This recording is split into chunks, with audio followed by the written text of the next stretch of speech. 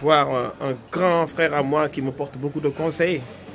Et ce grand frère-là, il a quelque chose qui nous apporte au niveau de la diaspora et qui suit de loin, de près et de loin ce qui se passe dans la politique sénégalaise. Donc sa boutique s'appelle Soul Brothers. Et nous sommes ici au Soul Brothers. Je vais vous montrer un peu. Ah, c'est ici Soul Brothers.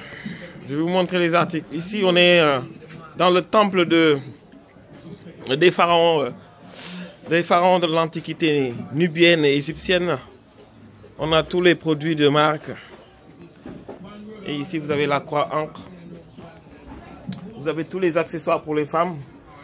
Et quand vous arrivez ici, vous sentez que vous êtes chez vous.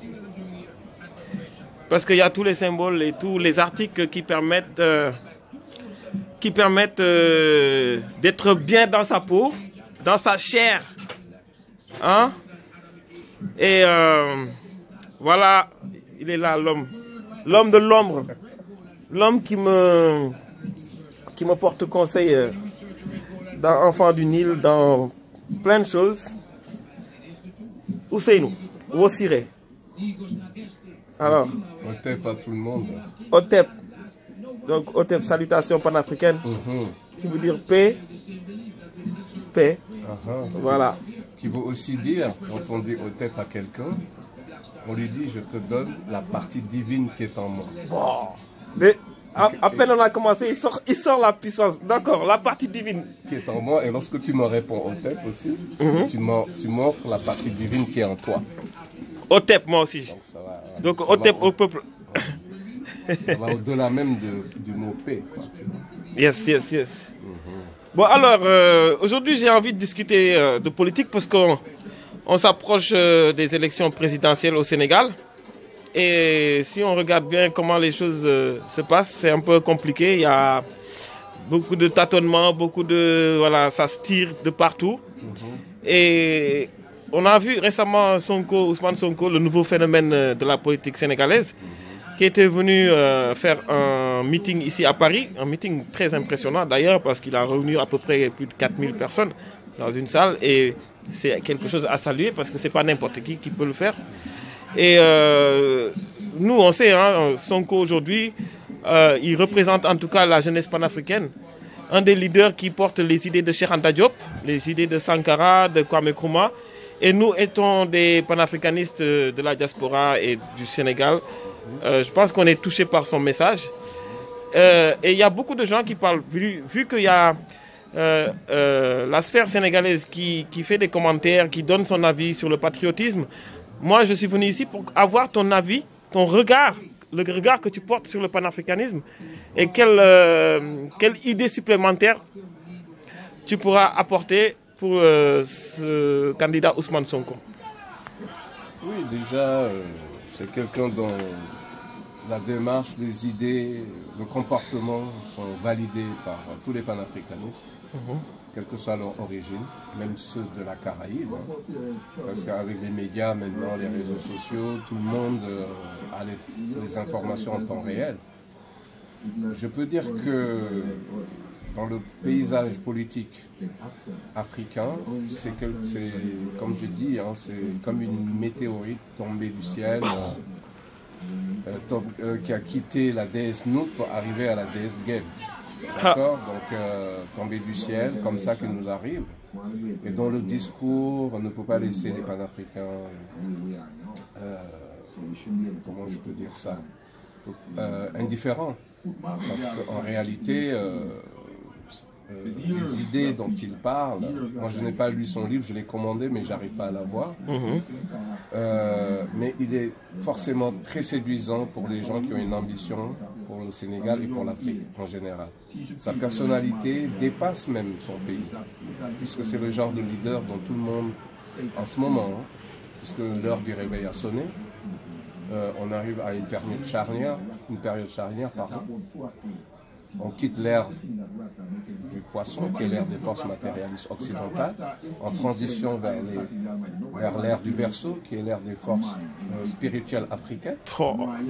Le fait qu'il se pointe actuellement n'est pas le fruit du hasard. Le hasard n'existe pas. Le hasard, c'est quand Dieu se promène incognito, comme disait Einstein. Donc, c'est très très important de soutenir cet homme, de l'accompagner, de le nourrir d'idées et d'armes pour qu'il puisse arriver à prendre les règles de ce pays. On sait très bien que ce n'est pas pour une ambition personnelle, c'est pour une ambition de tout un peuple, pour changer le vécu, le quotidien des gens, l'améliorer. Et il a l'énergie et le talent pour ça. D'après ce qu'on peut voir, il en a les capacités. On espère juste qu'on ne mettra pas des bâtons dans les roues, parce qu'on sait comment ça fonctionne en politique chez nous. Mais il est vraiment très très très séduisant. D'accord. Et moi, la question que j'allais poser pour le combat, parce que nous savons très bien que le combat il est extrêmement compliqué, parce qu'il y a des gens, des puissances derrière qui ne veulent pas notre souveraineté. Et est-ce qu'aujourd'hui, qu'est-ce qu'il faut apporter de plus pour qu'on puisse faire face à cette domination mondialiste?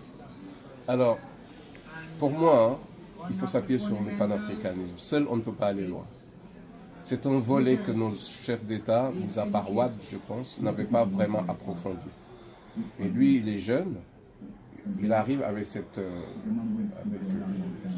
état d'esprit. Donc, on voit déjà que c'est un homme de vision, mais si le panafricanisme constitue un de ses objectifs, en tout cas la réalisation d'un État fédéral africain, je pense qu'il risque de marquer l'histoire. Parce qu'il y a une demande mondiale de tout le peuple noir, des afrodescendants, sur ces questions-là. La reconnexion avec notre histoire, notre culture, notre spiritualité, etc. Et s'il l'incarne, s'il arrive à l'incarner, je pense qu'il ne s'appartiendra plus, il appartiendra à notre histoire. Comme les grands Sankara, etc., qui ont marqué. Et je ne suis pas dithyrambique comme ça, je dis ça de façon très raisonnée, très détachée, parce que mes réflexions et celles de mes amis m'amènent à dire ça. Hein, tous les feux sont ouverts pour lui. À lui de savoir bien s'entourer, parce que ça c'est fondamental. De savoir où puiser ses sources, avec des gens déterminés à l'aider et sans attendre aucun retour, dévoués, envie de lui amener donc cette arme supplémentaire qui fera qu'il va dépasser ce qu'on a connu jusqu'ici comme chef d'État du Sénégal, en tout cas. Hein, la vision panafricaine.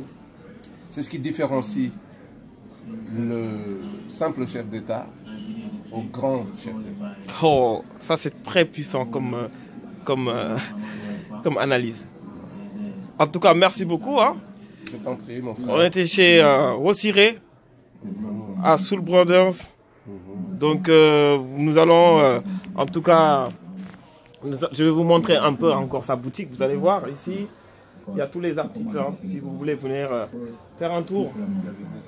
Il y a les bouquins, vous avez toute la puissance ici. Tout sur Cheikh Anta, vous voyez. Et les prochaines séquences, on va faire intervenir d'autres gens qui vont balancer la puissance de feu sur le panafricanisme. One love.